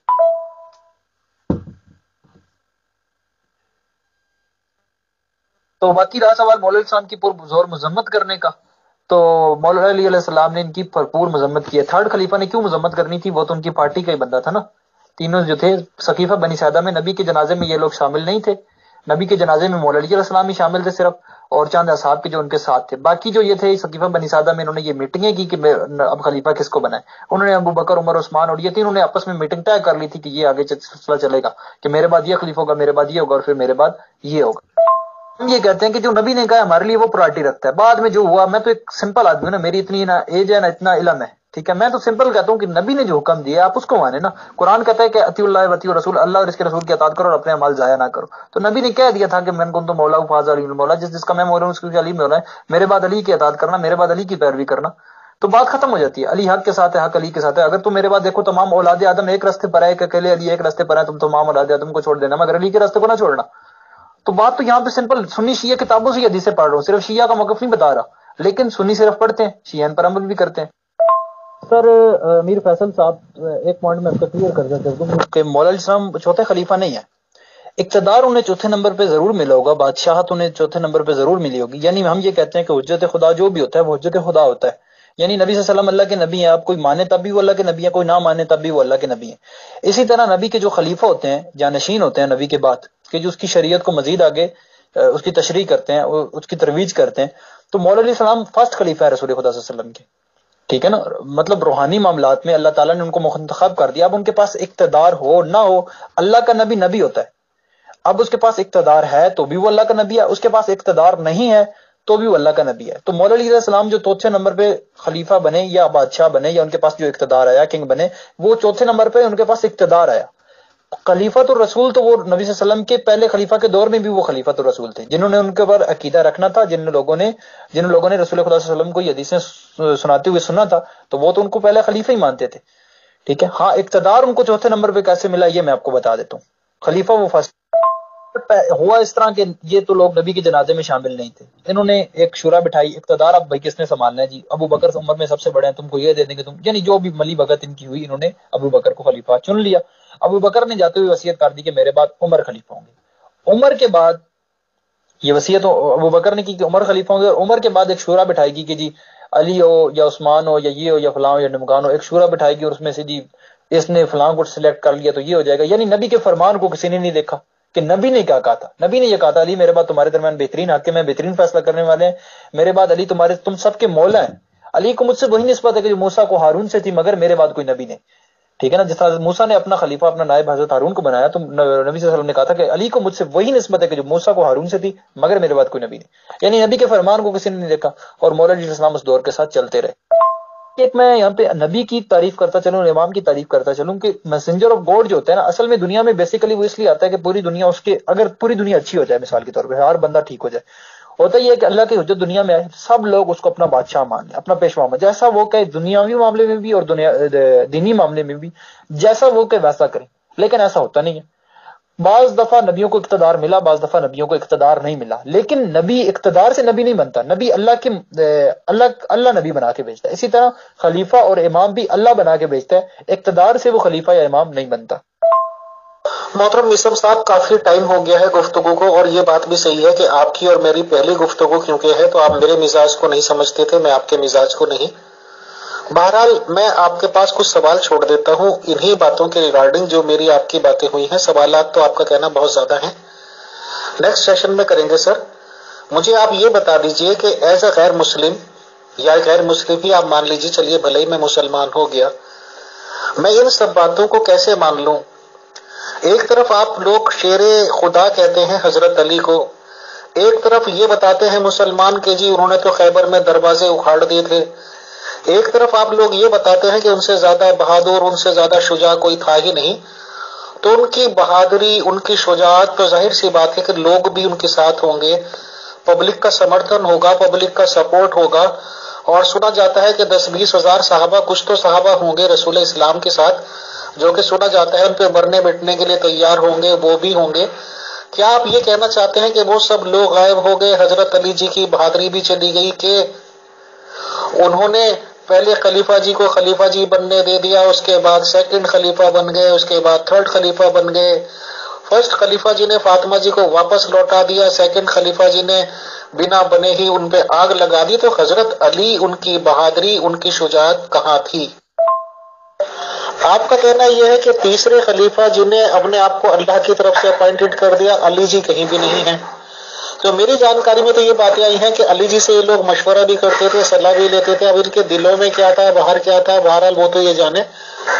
تو کیا آپ مانتے ہیں کہ علی صاحب صلاح مشورہ ان کو دیتے تھے؟ اگر وہ ناراض تھے، ان کی بیوی کی موت کی وجہ یہی لوگ بنے تھے، ان کو معلوم تھا کہ ان کی وائف کو اس طرح سے واپس بھیج دیا گیا ہے، ان کی جاگیر پہ قبضہ لی گئی ہے، تو آخر ان کی غیرت کہاں چلی گئی تھی؟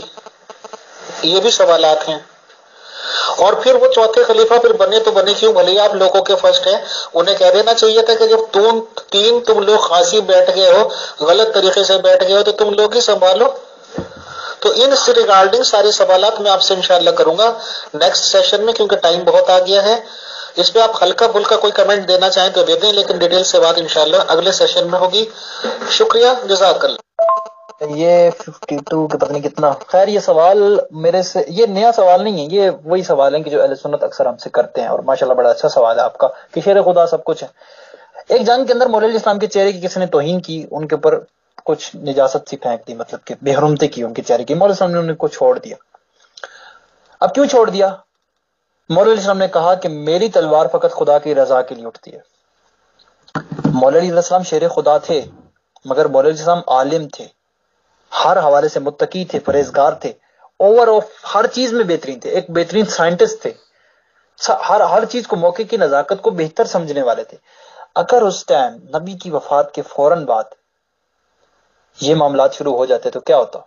اسلام کا سارا بیڑا غرق ہو جاتا۔ جہاں پہ قلم کا کام تھا قلم سے کام لیا، جہاں پہ تلوار کا کام تھا تلوار سے کام لیا، جہاں پہ صبر کا کام تھا صبر سے کام لیا، جہاں پہ شجاعت کا کام تھا شجاعت سے کام لیا۔ یہ بتائیں کہ خانہ کعبہ کے اندر بت رکھنا غلط ہے؟ صحیح ہے، صحیح غلط ہے نا؟ نبی صلی اللہ علیہ وسلم جب جوان ہو گئے تھے، اچھے خاصے تگڑے تھے، جاتے خانہ کعبہ سے بت نکالتے، توڑ کے باہر پھینک دیتے؟ نہیں، اپنے کردار کو ایسا ریپرزینٹ کیا، اپنے کردار کو ایسا بنایا کہ پھر جن لوگوں کے بت تھے انہیں لوگوں نے بتوں کو نکال کے توڑا خانہ کعبہ سے۔ 363 بت تھے نا، 365 کے 63 برابر جتنے بھی تھے۔ تو کیا کیا کہ نبی کو تو یہ تھا جیسے ہی ہوش سنبھالا، بھائی جی کھانا اللہ کا کھا رہا ہے، اس کے اندر بت پڑے ہوئے ہیں، ہم یہ کہیں کہ نبی صلی اللہ علیہ وسلم کو پہلے پتہ ہی نہیں تھا کہ بت خانہ کعبہ سے نکلوانے۔ جذبات نہیں ہے دین کا نام، دین کا نام ہے موقع کی مناسبت کو سمجھنا، موقع محل کو سمجھنا، اور عام انسان اس چیز کو نہیں سمجھ پاتا۔ یہی تو ہم کہتے ہیں نا کہ دین کے اندر قربانیاں بہت لگی ہیں، دین کے اندر بہت کچھ صرف مثال کے طور پہ نبی کی نواسیوں سے جب چادریں چھینی گئی نا، تو وہاں پر ایک نبی کے نواسے بھی موجود تھے جو ہمارے تیسرے امام ہیں، کہ جو خون کے آنسو روتے تھے، مطلب بہت زیادہ روتے تھے، وہ ان کی آنکھوں کے سامنے پورا وقت کربلا ہوا، اور وہ اب ہم کیا کہیں کہ وہ بہادر نہیں تھے، علی کے بیٹے تھے، بڑے شجاع تھے، بہادر تھے، سب کچھ تھے، وقت کے امام تھے، لیکن انہوں نے کیا کیا؟ بیویوں کی چادریں چھن رہی ہیں، وہ رو رہے ہیں۔ اب انہوں نے تلوار کیوں نہیں اٹھائی؟ انہوں نے جنگ کیوں نہیں کی؟ وہ مارے جاتے، قتل ہو جاتے، حجت خدا کا سلسلہ ختم ہو جاتا۔ یہی تو میں کہہ رہا ہوں کہ دین کے لیے صرف تلوار طاقت ہی نہیں چلی، ایک چیز ہوتی ہے صبر، برداشت، یہ ساری چیزیں دیکھنے کو ملی ہے نبی کے خاندان کو۔ مولا علی السلام خود اپنی کیفیت بیان کرتے ہیں کہ میرے گلے میں وہ کانٹے دار ہڈی پھنس گئی ہے کہ جو نہ میں نگل سکتا ہوں اور نہ نکال سکتا ہوں، میں اپنے کٹے ہوئے ہاتھوں سے کس سے جنگ کروں؟ میں جنگ کرتا ہوں تو اسلام کو نقصان ہے، اور نہیں کرتا تو میرے خاندان کو نقصان ہے۔ اور پھر مولا علی السلام کو جو بہتر لگا انہوں نے وہی کیا۔ تیسرے خلیفہ نے، میں نے تو نہیں کہا چوتھے خلیفہ مطلب مولا علی علیہ السلام، تیسرے خلیفہ اللہ کی طرف سے پوائنٹ آؤٹ نہیں ہے، وہ شورا بٹھائی گئی تھی اور کچھ لوگوں نے پھر منتخب کر لی۔ سر میں آپ کو صرف کربلا سے مثال دے رہا ہوں کہ کربلا کے اندر بھی یہ سب کچھ ہوا ہے، بیویوں کے ساتھ ظلم و ستم ہوا ہے۔ اس وقت کے جو وقت کے علی تھے انہوں نے بھی صبر کیا، برداشت کیا ہے۔ کہیں پر ضروری نہیں ہر جگہ پر تلوار کام آئے، کہیں پر صبر بھی چاہیے تھا، اور بہت انتہا کا صبر چاہیے تھا۔ علی علیہ السلام نے یہ بات کی تھی کہ میں اس خلافت کو اپنی جوتی کی نوک پر رکھتا ہوں۔ مولا علیہ السلام تو رسول اللہ کی طرف سے منتخب تھے نا، پوری دنیا علی کو چھوڑ دے، علی کا جاتا کچھ نہیں، اور جسے علی چھوڑ دے اس کا رہتا کچھ نہیں ہے۔ بات تو یہ ڈیپینڈ کرتی ہے نا، رسول خدا صلی اللہ علیہ وسلم نے بار بار کہا کہ علی سے رات مستقیم ہے، علی حق کے ساتھ ہے، حق علی کے ساتھ ہے۔ پوری دنیا علی کو چھوڑ دے، علی کو کوئی نقصان نہیں ہے، مگر جسے علی چھوڑ دے یا جو علی کو چھوڑ دے اس کا رہتا کچھ نہیں ہے۔ نبی صلی اللہ علیہ وسلم نے یہ بات کی ہے نا۔ تو کیونکہ انہوں نے اقتدار صرف ان کے پاس تھا، وہ نہ اللہ اور اس کے رسول دونوں کی طرف سے منتخب نہیں تھے، ٹھیک ہے نا، ان کے پاس صرف پیسہ تھا، اقتدار تھا، جیسا کہ نمرود کے ساتھ نمرود کے پاس پیسہ تھا، اقتدار تھا، حضرت ابراہیم کے پاس نہیں تھا، بہت سے انبیاء تھے جن کے پاس اقتدار نہیں تھا، انہوں نے تو کوئی زبردستی نہیں کی، اور اگر وہ زبردستی کرتے تو مارے جاتے۔ اپنا میسج، اپنا پیغام، ہر مسئلے کا حل تلوار نہیں ہوتی، اسلام نے ہمیں یہ بھی بتایا کہ ہر مسئلے کا حل یہی ہے کہ آپ تلوار اٹھا لیں۔ سر امیر فیصل صاحب، میں آپ کا بہت شکریہ ادا کرتا ہوں، مولا آپ کو سلامت رکھے، اور آپ کی ہمت کو سلام ہے سر، ٹائم نکالنا، وائس کو سننا، پھر آگے سے سوال کرنا، مطلب میرے سمجھ بھی نہیں آتا کہ بڑا مشکل ہوتا ہے یہ سارے پروگرام ارینج کر۔ محترم یوسف علی صاحب، مجھے بھی معلوم ہے کہ یہ ڈسکشنز ایسے ہیں، یہ ٹاپک ایسا ہے کہ گھنٹوں کے گھنٹوں اور مہینوں چاہیے، انشاءاللہ آپ سے نیکسٹ نشست رکھیں گے۔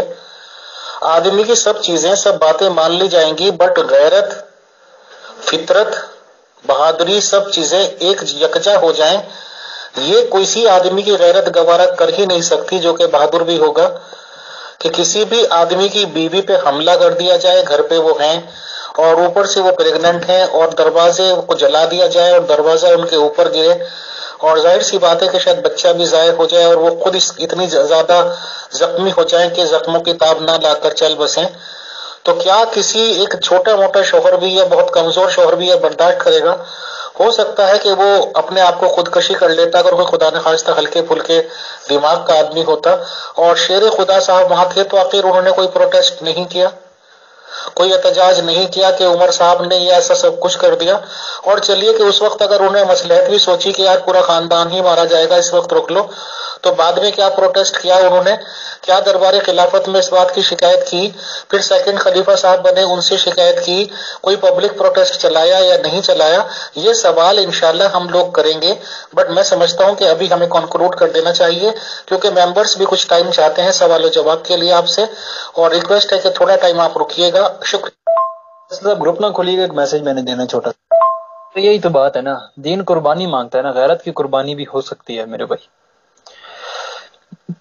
اکثر لوگ کہتے ہیں کہ ہم روتے ہیں، چیختے چلاتے ہیں، احتجاج ماتم وغیرہ کرتے ہیں، بڑی بڑی قربانیاں، مطلب آپ اور میرے سامنے میری ماں بہن کا کوئی دوپٹہ چھین لے یا کوئی ایسا کرے تو ہم کہیں گے یا یہ رہے یا ہم رہے، کیونکہ ہم جذبات میں آ جاتے ہیں نا۔ وہ امام خون کے آنسو روتے رہے، ریئیکشن کیوں نہیں کیا؟ یا وہ رہتے یا یہ رہتے؟ نہیں، اللہ کا دین خطرے میں تھا، خدا کے دین کے خاطر غیرت تک کو قربان کر دیا۔ کربلا آپ کے سامنے بھی میں آپ کو بتاتا چلوں کہ نبی مولوی صاحب نے ایک دفعہ سے پٹخ کر زمین پہ مارا، مولوی صاحب اگر وہاں پہ تلوار اٹھا لیتے تو اس کے اوپر ایک پوری کتاب لکھی ہوئی ہے کہ وہاں کی ریاکشن کدھر تک جاتے، پھر بڑا مشکل ہو جانا تھا، پھر مولوی صاحب نے ظالم ڈکلیئر ہو جانا تھا، اس کے بہت زیادہ نقصان تھے۔ بہرحال یہ ایک لمبی ڈیٹیل ہے۔ مولوی صاحب نے ایک دفعہ سے اٹھایا اور پٹخ کر مارا اور کہا خدا کی قسم اگر مجھے نبی صلی اللہ علیہ وسلم نے صبر کا حکم، کیونکہ نبی صلی اللہ علیہ وسلم تو جانتے تھے کہ کیا ہوگا، نبی صلی اللہ علیہ وسلم کی حدیثیں موجود ہیں اس معاملات میں، ابھی ٹائم بہت زیادہ کم ہے، میں وہ ساری چیزیں بیان نہیں کر سکتا، کہ پٹخ کے مارا کہ خدا کی قسم اگر نبی نے مجھے صبر کا حکم نہ دیا ہوتا تو میں اس زمین کو خون سے سین دیتا، خدا کا دین خطرے میں، اگر میں تلوار اٹھاتا ہوں تو کیونکہ اسلام نبی کے بعد بالکل نیا نیا تھا، اب اسلام کو کورڈ کر کے چلنا تھا، یہ بڑا ہی ایک باریک معاملہ تھا، بڑی ایک باریک چیز تھی، اس کو سمجھنے کے لیے میں کہتا ہوں خون کا جگر چاہیے۔ اور جیسے مولانا صاحب نے یہ سارا کچھ برداشت کیا، میں نے کہا نا کہ ہر معاملہ تلوار کے ذریعے ہر فیصلہ نہیں ہو سکتا، دین پر غیرت تک قربان ہوگی، ہر چیز قربان ہوئی ہے۔ یہ والا شکایت انہوں نے کس سے کرنی تھی؟ وہ جو سامنے جو قاتل بیٹھے ہوئے ہیں، یہ مولوی صاحب نے ان کو ایک بے نقاب کر دیا۔ بی بی فاطمہ الزہرا دربار میں مولا علی کو بھیج دیتی، امام حسن امام حسین کو بھیج دیتی کہ جاؤ میرا یہ پیغام دے دو، کوئی خط لکھ دیتی۔ یہ بہت ساری باریکیاں ہیں اس کے اندر، انشاءاللہ کبھی ڈیٹیل ملے تو اس کے بارے میں جاننے کی لازمی کوشش کرے کہ نبی کی بیٹی بخود نفس نفیس کیوں گئی، اس کے چہرے سے نقاب اتارنے گئی تھی کہ یہ جھوٹا ہے، کہ اس نے نبی کی اس بیٹی کو جھٹلا دیا، اس بیٹی کو چھوڑ دیا کہ جب وہ بیٹی آتی تھی تو نبی کھڑے ہو جاتے تھے، ٹھیک ہے۔ تو یہ ساری چیزیں اب جاننے کی ہے نا، یہ میں نے کہا نا بڑی وسیع چیزیں، انشاءاللہ ٹائم ملے گا تو لازمی ڈسکس کریں۔ اپنا میسج دینا چاہوں گا، آپ کے سوال میں سے بہت سی چیزیں نکل آئیں گی۔ سر لاسٹ میسج میں یہ دینا چاہوں گا کہ دیکھ لیں ہمارے سامنے ایک عقلی بات میں، یعنی میں نے یہاں پہ جو باتیں کی نا اسلام کی بھی کی تو عقل کے مطابق کی، کہ زندگی ایک دن ختم ہو جانی ہے، ٹھیک ہے نا، یہ میں نے کوئی حکمتاً روایتاً بات نہیں کر رہا، حقیقت بات کر رہا ہوں کہ اگلے سانس کا کسی کو نہیں پتا، ایک دن مر جانا ہے۔ خدا کے لیے پہچان لیں اس خالق کو، اس مالک کو، ان لوگوں کے ذریعے کہ جنہیں اس نے منتخب کیا، کہ جو سچے تھے، کہ جن کا علم بتاتا تھا کہ واقعی ہاں ان کا تعلق خدا سے ہے۔ تو بس میں آخر میں یہی کہوں گا کہ خدا کے لیے اپنی عقل کا استعمال کریں، اپنے انا کو ختم کر دیں اور جاننے کی کوشش کریں کہ وہ رب العالمین، وہ کائنات کے بنانے والا رب ہم سے کیا چاہتا ہے، جس کے لیے امام حسین علیہ السلام نے، یہ زمین پر واقع ہوئے، بار بار کہہ رہا ہوں، جس کے لیے امام حسین علیہ السلام نے کربلا کے اندر ایک بہت بڑی قربانی دی اور کہا کہ اے میرے رب کیا تو راضی ہے، میرے رب کیا تو راضی ہے، میرے رب کیا تو راضی ہے، جس کے لیے بی بی فاطمہ الزہرا نے یہ سب کچھ کیا۔ اس واقعے کا تعلق خدا سے ہے، جس کے لیے مولا حسین نے اپنا سر کٹوا دیا، اپنے ماؤں بہنوں بیٹیوں کی چادریں تک لٹوا دی، یہ وہ رب العالمین ہے۔ اتنی بڑی قربانی میں دعوے کے ساتھ کہتا ہوں کہ کسی مذہب کے اندر اتنی بڑی قربانی نہیں ہوئی جتنی مذہب اسلام کے اندر رسول کے نواسے نے دی ہے۔ ایک طرف یہ چانس تھا کہ میں جو کہتا ہوں وہ کر لو، تمہیں یہ سب کچھ ملے گا، پانی بھی ملے گا، 3 دن کی پیاس تھی، تاریخ میں لکھا ہوا، اس سے کوئی اختلاف نہیں کرتا۔ یہ سب کچھ کیوں ہوا؟ یہ کربلا کیوں ہوئی؟ کس لیے ہوئی؟ اس رب کی خاطر، اس رب کے ماننے والا تھا حسین، اور یہ اتنی بڑی قربانی دے کر اللہ کے لیے ایک نشانی بنا دی، لوگوں کے لیے ایک نشانی بنا دی کہ میں رب کے میسنجر کا نواسا ہوں، اور میں اتنی بڑی قربانی دے رہا ہوں صرف اس رب کے لیے، اس خالق کے لیے، اس کائنات بنانے والے کے لیے دے رہا ہوں۔ یہ بہت بڑا لمحہ فکر ہے۔ ایک طرف عیاش ہے، سب کچھ ملے گا، بس یہ چھوڑ دو، لیکن نہیں چھوڑ رہے، تو باقی مولا سلامت رکھتی، جزاک اللہ۔ سامان 100 برس کا ہے، پل کی خبر نہیں۔ محترم سب کو پتا ہوتا ہے پل کی خبر نہیں، پھر بھی سب لوگ انتظام کرتے ہیں، اپنا گھر بناتے ہیں، پتا ہے کہ اگلی پل کی خبر نہیں، اپنے بچوں کا بھوشیہ کیا کہتے ہیں مستقبل محفوظ کرتے ہیں۔ اور ابھی تو آپ نے کہا ہے کہ ایمان خطرے میں تھا، اگر یہ کرتے وہ کرتے، ابھی تو دیکھیں گے کہ ایمان کیا جب خطرے میں نہیں تھا، جب امی کے خلاف تلوار اٹھا لی تھی، بھلے ہی امی جی اگر تلواریں لے کے فوجیں لے کے چلی گئی تھی تو تب بھی سوچ لینا تھا۔ بہرحال ہر ایک سوال ڈسکس کریں گے انشاءاللہ، ہر ایک ٹاپک ڈسکس کریں گے۔ خدا تعالیٰ آپ کی ہماری زندگی بخیر رکھے۔ انشاءاللہ اگلے سیشن میں پھر ملاقات ہوتی ہے، اور آپ سے پھر اپیل ہے کہ کچھ ٹائم رکیے گا، اگر کچھ ممبرس آپ سے سوال کرنا چاہیں تو کر لیں۔ آج کی ملاقات کے لیے، آج کی بات کے لیے بہت بہت شکریہ، جزاک اللہ۔ السلام علیکم ورحمۃ اللہ وبرکاتہ ٹو مسم علی صاحب and all dear group members of pure discussion group. Brother آپ کیا یاد رکھیں گے، آپ کو 4-5 سینڈ کر دیے، جو بہتر لگے آپ کے مزاج کی، وہ بسم اللہ۔ السلام علیکم ورحمۃ اللہ وبرکاتہ۔ یہاں پر یہ بھائی یہ بتانے کی کوشش کر رہے ہیں کہ معاذ اللہ حضرت علی علیہ السلام کے پاس غیرت ہی نہیں تھی۔ یہ ایک شیعہ کے جذبات ہیں کہ وہ اپنے فرسٹ آف امام کے لیے یہ کہہ رہے ہیں کہ ان میں غیرت نہیں تھی۔ میں تو کہتا ہوں کہ کسی شیعہ کے تاثرات اس قسم کے نہیں ہوں گے کہ وہ اپنے ہی امام کے لیے کہیں کہ ان میں غیرت نہیں تھی۔ بڑے افسوس کی بات ہے۔ سر بھائی نہ چھڑے مجھے، نہ چھڑے، میں پھر چھڑ جاؤں گا، مہربانی کریں۔ امی کے خلاف تلوار نہیں اٹھائی تھی، وہ مقابلے میں آئی تھیں، لیکن مولا علی صاحب نے فرمایا تھا کہ نہیں۔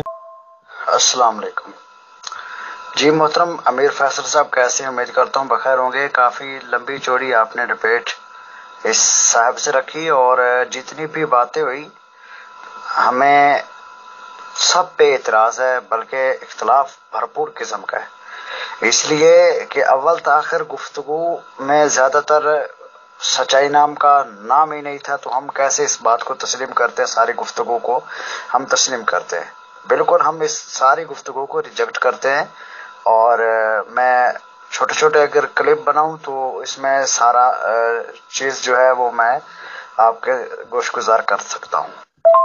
سر آپ سے میں افسوس ہی کر سکتا ہوں اس بات پہ کہ ایک مومن کم ظرف نہیں ہونا چاہیے، کم از کم، اور اس سے زیادہ میں کچھ نہیں کہوں گا۔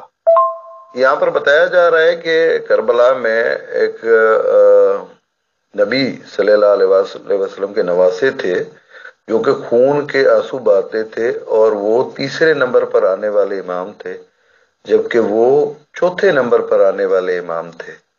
شاید کہ بھائی جذبات میں آ کر بہت کچھ الٹ پلٹ بول رہے ہیں۔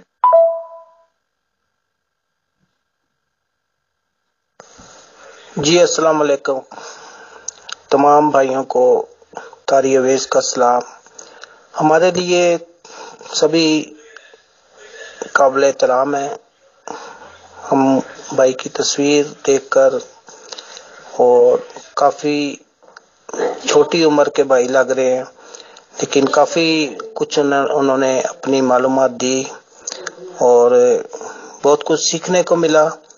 باقی جو بہن اور بھائی جو ان سے بات کر رہے ہیں تو کوشش کریں محبت سے، پیار سے ہی کریں، تاکہ گروپ کا ماحول خراب نہ ہو. صاحب آپ نے کافی ساری باتیں رکھی، اور ایک تو بات آپ نے یہ رکھی کہ نبی پاک کا جنازہ صرف حضرت علی نے پڑھا، اور چند لوگوں نے حضرت علی پاک نے اور چند اور لوگوں نے نبی پاک کا جنازہ پڑھا، اور باقی جتنے صحابہ کرام تھے وہ سقیف میں بیٹھے خلافت کا سوچ رہے تھے. تو جناب یہ ساری بات غلط ہے. یہ آپ نے کہاں سے بات لی ہے؟ نبی پاک صلی اللہ علیہ وآلہ وسلم کا جنازہ نہیں ہوا. جس طرح کہ آپ کہتے ہیں نا کہ 4 تکبیر نماز جنازہ یا 5 تکبیر نماز جنازہ، اس میں دعائیں اللہم اغفر لحینا و میتنا و شاہدنا و غائبنا، ایسے نبی کا جنازہ نہیں ہوا. نبی کے جنازے کے بارے میں یہ ہے کہ بس آپ صلی اللہ علیہ وسلم کی چارپائی رکھ دی گئی، اور 3 دن نبی کریم صلی اللہ علیہ وآلہ وسلم کی چارپائی محفوظ رہی.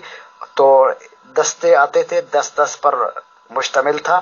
تو درود پاک پڑھتے الصلاۃ والسلام علیک یا رسول اللہ اور دیگر درود پاک پڑھ کر وہ چلے جاتے. ٹھیک ہے، تو 3 دن کیا صرف اور صرف حضرت علی آتے رہے، اور جو حضرت علی پاک کے چند صحابہ تھے، ساتھی تھے، وہی آتے رہے، اور دیگر جو صحابہ کرام تھے حضرت ابوبکر، حضرت عمر، حضرت عثمان، یہ نہیں آتے رہے؟ کیا یہ نبی کے سسر نہیں تھے؟ یہ کہاں تھے؟ یہ بھی آتے رہے. ٹھیک ہے نا. تو یہ خیانت سے آپ نے کام لیا، بالکل غلط ساری گفتگو کی ہے، ساری کے ساری. میں ایک چھوٹے کلپ بنا کر عرض کرتا ہوں. سر جس گفتگو میں نے جتنی حدیثیں پڑھی ہیں نا، کسی ایک کو بھی آپ کہیں کہ یہ جھوٹی حدیث ہے، ٹھیک ہے، اور میں اس کو سچا ثابت کرنے کے لیے تیار ہوں. کوئی ایک حدیث آپ مجھے کہہ دیں کہ اس حدیثیں جتنی میں نے یہاں پہ حدیثیں پڑھی ہیں یا قرآن کی آیتیں پڑھی ہیں، تو ان میں کوئی ایک حدیث جھوٹی ہے جس پر کوئی مکاتب فکر ایمان نہیں رکھتا. یہ میں نے وہ حدیثیں پڑھی ہیں، ابھی فی الحال صرف وہ حدیثیں پڑھی ہیں کہ جو نبی صلی اللہ علیہ وسلم کی وہ حدیثیں کہ جنہیں تمام مکاتب فکر مانتے ہیں، پورا اسلام مانتا ہے، کوئی انکار نہیں کرتا. کوئی ایک حدیث مجھے دکھائیں آپ.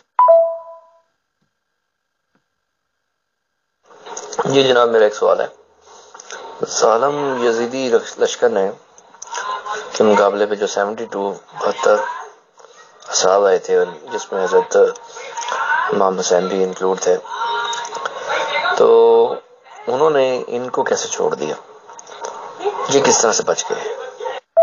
السلام علیکم ورحمۃ اللہ وبرکاتہ. میں اس 37 سیکنڈ کی آڈیو کی پرزور مذمت کرتے ہوئے اس بھائی سے یہ مطالبہ کرتا ہوں کہ ان کا تعلق جس مرضی سیکٹ سے ہے، مگر یہ مجھے اپنی کسی بھی کتاب سے کوئی ضعیف روایت کسی امام کے اکارڈنگ ادھر لگا دیں کہ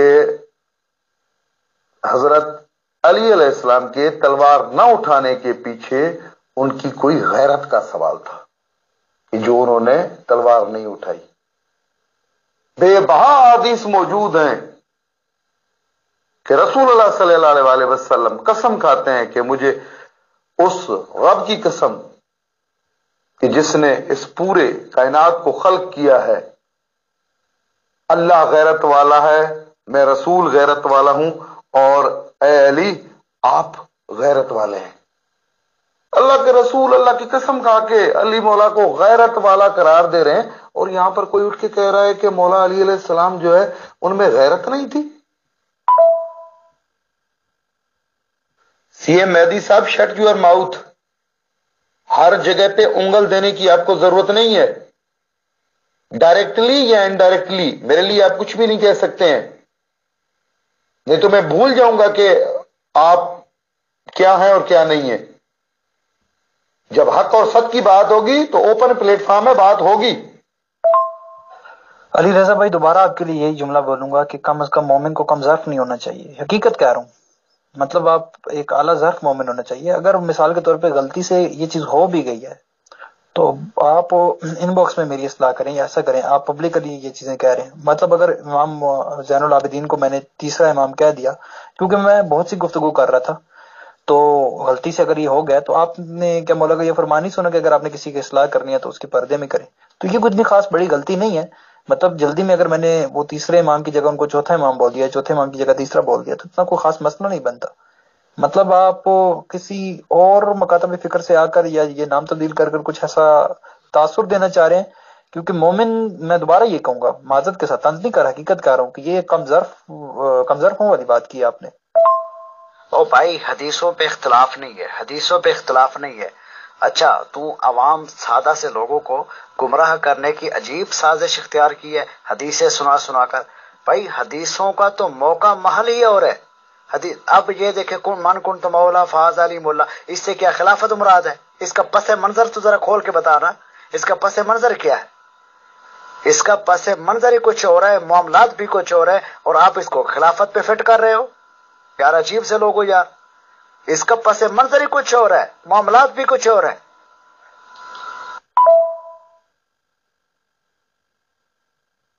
امیر فاضل صاحب جس سے مخاطب ہوتے ہیں تو میں پھر کوشش کرتا ہوں کہ گفتگو سن لی جائے، ٹھیک ہے نا. اگر امیر فیصل صاحب مخاطب نہ ہوتے آپ سے تو میں کبھی بھی گفتگو نہ سنتا. تو گفتگو مجھے سننے کو اس لیے ضروری پڑ گئی کہ امیر فیصل صاحب آپ سے مخاطب ہیں. تو جو ہی میں نے گفتگو دیکھی تو سارے جھوٹ، ایک ہی کام کی بات نہیں تھی، ایک ہی کام کی بات نہیں تھی، عقل میں آنے والی نہیں تھی. اور مولا علی علیہ السلام کے بارے میں کہاں یہ روایات، کہاں اللہ تعالیٰ نے قرآن اتارا کہ وہ خلیفہ ہوں گے، باقی دوسرے خلیفہ نہیں ہوں گے. جیسے بھی جس نے بھی یہ خلافت لی ہے وہ شورا سے بنے ہیں، یہ بھی آپ کو پتہ نہیں ہے. اب کافی لمبی چوڑی بات چیت میں نے کی ہے. مزید آپ کے جو سوال ہوں کوئی دن رکھ لیں، آپ سارے سوال کر لیں.